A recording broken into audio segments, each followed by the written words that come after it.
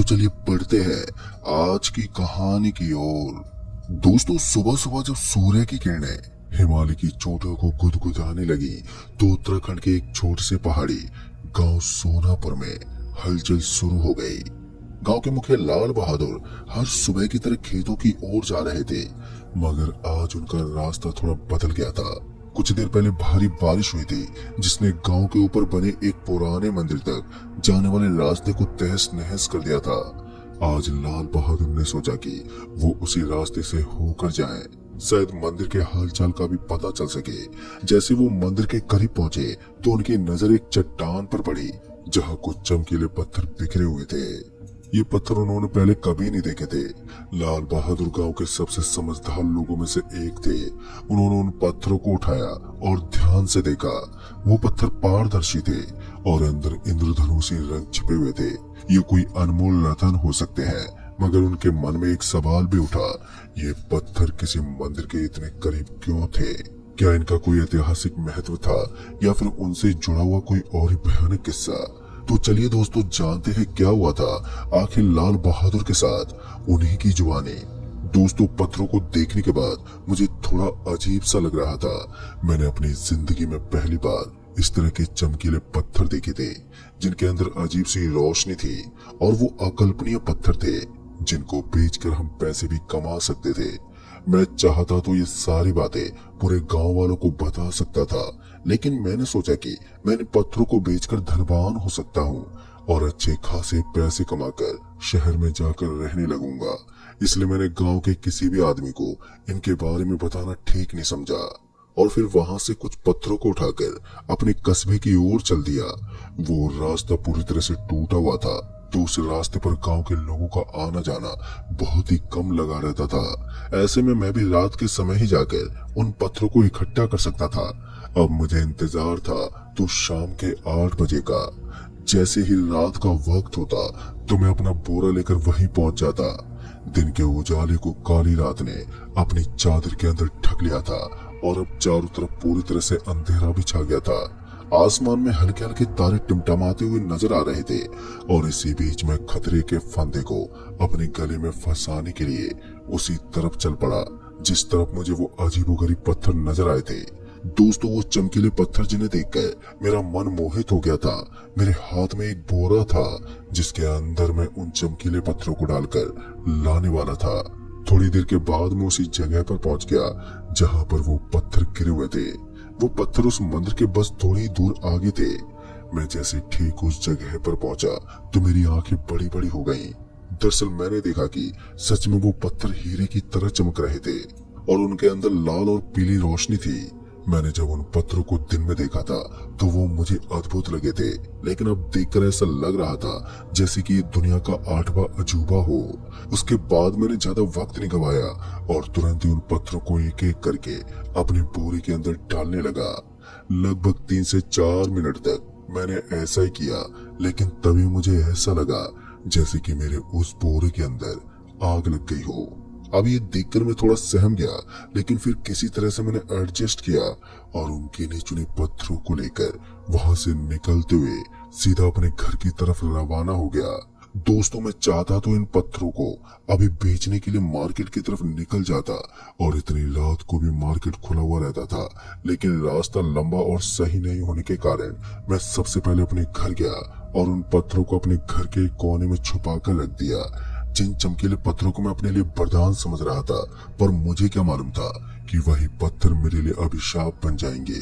अब रात गहरी हो चुकी थी और मैंने उन पत्थरों को भी सही जगह पर एडजस्ट कर दिया था और अब बारी थी बिस्तर पर लेकर आराम करने की। मैंने भी ठीक वैसा ही किया। हाथ मुंह धोने के बाद मैं सीधा जाकर अपने बिस्तर पर सो गया और आराम करने लगा। फिर लगभग 10 से 15 मिनट बीतने के बाद मुझे एहसास हुआ कि कोई मेरे कान के पास आकर कुछ बोलने की कोशिश कर रहा है और मैं अपने शरीर को हिला भी नहीं पा रहा हूँ।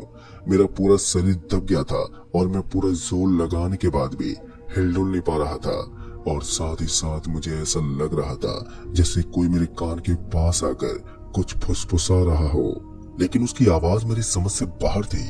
किसी तरह मैंने अपने आप को हिलाने की कोशिश की।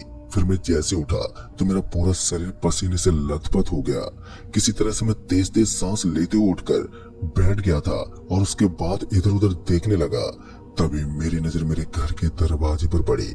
मुझे अपने घर के दरवाजे पर कोई नजर आ रहा था और देखने में ऐसा लग रहा था कि वो कोई इंसान हो जिसकी हाइट लगभग 7 फुट की थी। यूं ही देखते देखते पता नहीं कब वो मेरी आंखों से ओझल हो गया। एक बात तो मेरी समझ में आ चुकी थी कि मेरे साथ कुछ तो अजीब हो रहा था, खासकर जब से मैंने उन पत्थरों को अपने घर के अंदर रखा था।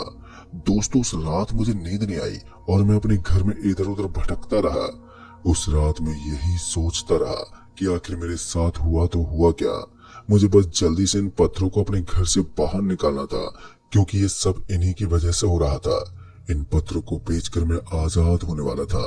जैसे तैसे वो रात कटी और सुबह का वक्त हुआ तो जैसे सूरज ने आसमान में डेरा डाला तो उसके बाद में उन पत्थरों को लेकर सीधा मार्केट की तरफ निकल गया। हालांकि मेरे अंदर भी थोड़ी बेचैनी थी, लेकिन मैंने हिम्मत जुटाई और फिर सीधा मार्केट में पहुंच गया। मार्केट में पहुंचकर मैंने अपने एक जानकारी योगिंदर जी को वो पत्थर दिखाए। जैसे योगिंदर जी ने उन पत्थरों को देखा तो उनकी भी आंखें फटी की फटी रह गई। दरअसल उन्हें भी विश्वास नहीं हो रहा था कि पत्थर हो सकते हैं। उसके बाद उन्होंने उन पत्थरों को मुझसे कुछ पैसों में खरीद लिया। जैसे उनकी बिक्री हुई तब जाकर मुझे चैन की सांस मिली। फिर मुझे लगा कि अब मैं वहां पर पड़े हुए बहुत सारे पत्थरों को बेचकर बहुत सारे पैसे कमा सकता हूँ। लेकिन उम्मीद का ये दिया कब मेरी जिंदगी में आग की कयामत खड़ी कर देगा, इसके बारे में मैंने सोचा ही नहीं था। जो काम मैं बड़ी आसानी के साथ करने में लगा हुआ था, वो काम लगभग 7 दिन बीतने के बाद मेरे लिए पहाड़ समान हो गया। मैं ठीक उसी मंदिर के पास वाली जगह पर जाता तो मुझे पत्थर तो मिल जाते, लेकिन अब मुझे ऐसा लगता जैसे कि मैं कुछ गलत कर रहा हूँ जो मुझे नहीं करना चाहिए। दोस्तों, ये 7वां दिन मेरी जिंदगी का सबसे खतरनाक दिन होने वाला था।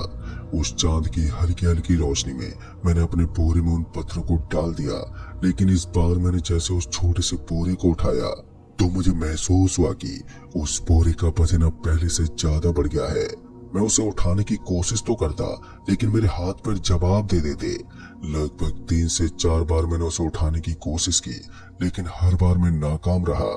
जहां चांद की उस हल्की फुल्की रोशनी में मैं अपनी परछाई को देख पा रहा था तो मुझे ऐसा लगा कि मेरे पीछे मुझसे भी लगभग 10 गुना बड़ा कोई आदमी खड़ा है।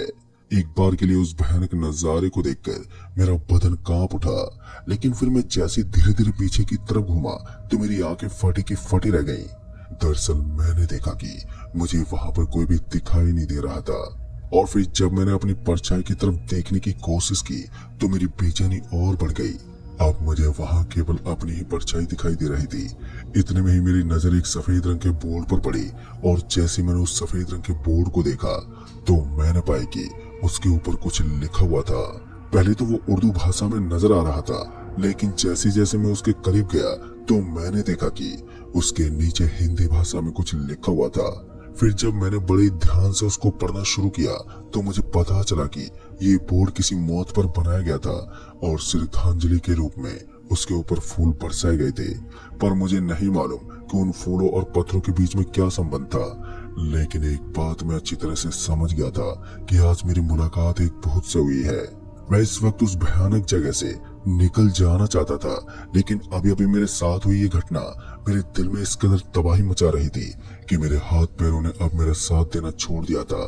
साथ ही मुझे ऐसा लग रहा था जैसे कि कोई है जो मेरे आजू बाजू में मौजूद तो है, लेकिन मैं उसे देख नहीं सकता था। अब मैं मन ही मन भगवान से अपनी जान की भीख मांग रहा था, लेकिन मुझे क्या मालूम था कि अभी तो खतरों की शुरुआत हुई है। मुझे जिंदगी भर अभिशाप की दुनिया में जीना है। जैसे तैसे मैं अपने आप को सुरक्षित करते हुए वहां से निकला और उस बोरे को लेकर अपने घर पहुंच गया। मैं जैसे ही अपने घर पहुंचा तो मुझे महसूस हुआ कि मेरा पूरा बदन टूटा हुआ था। मेरे हाथ पैरों में अब थोड़ा बहुत बुखार भी हो गया था। ऐसे में अब मैंने तय किया कि मुझे किसी पंडित के पास जाकर इस चीज का जिक्र करना चाहिए और उसे पूरी बात बतानी होगी। जिस तरह की घटना आज मेरे साथ हुई थी दोस्तों, वो कोई नॉर्मल चीज नहीं थी।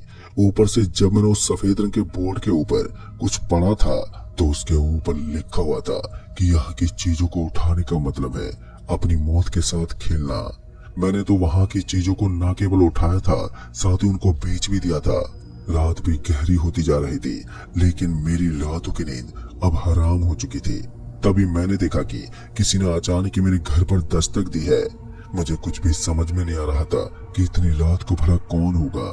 मैं अपने घर के अंदर वाले कमरे में लेटा हुआ था और जैसे मुझे किसी के जूते पटकने की आवाज आई तो मैं जल्दी से उठा और बाहर निकला। पर जैसे मैं बाहर गया तो एक बार फिर से मेरे साथ छोटी सी घटना घट गई। जो जूतों की आवाज मुझे सुनाई दी थी, अब उसका आना एकदम से बंद हो गया था। फिर मैंने एक बार के लिए चैन की सांस ली और फिर उसके बाद अपने कमरे के अंदर सोने की कोशिश करने लगा। लेकिन पूरी रात यूं ही इधर उधर भटकते भटकते वक्त बीत गया और फिर सुबह होते में सबसे पहले उन पत्थरों को लेकर हमारे गांव के बगल में एक मंदिर पड़ता था, वहां पर पहुंचा। उस जगह पर एक दुर्गा माता का मंदिर था और वहां पर एक महिला भूत प्रेत जैसी चीजों से छुटकारा दिलाती थी। मैं जैसे ही वहां पर पहुंचा तब जाकर मुझे पता चला कि मैंने अपनी जिंदगी की बड़ी बड़ी गलतियों को अंजाम दिया है। दरअसल मैं जिन पत्थरों को बेच रहा था वो किसी की समाधि पर बनाए गए पत्थर थे। उन पत्थरों को बहुत महंगा बताया गया था, शायद वहां किसी महान व्यक्ति को दफनाया गया था और उन पत्थरों की कीमत बहुत ही ज्यादा थी। अब ये सुनने के बाद मेरा तो दिमाग ही चकरा गया और उसके बाद मैं वापस से अपने गांव लौटा तो मुझे पता चला कि हमारे गांव में बिमलेश काका रहा करते थे, जिनका परिवार बहुत बड़ा था और उनके पास पैसों की कोई कमी नहीं थी। वो इतने अमीर थे कि 5 गांव पर राज किया करते थे। लेकिन उनकी मौत के बाद उनके परिवार वालों ने उनको दफनाने के बाद बहुत ही महंगे पत्थरों से वहां पर एक विशाल बोर्ड सा बना दिया।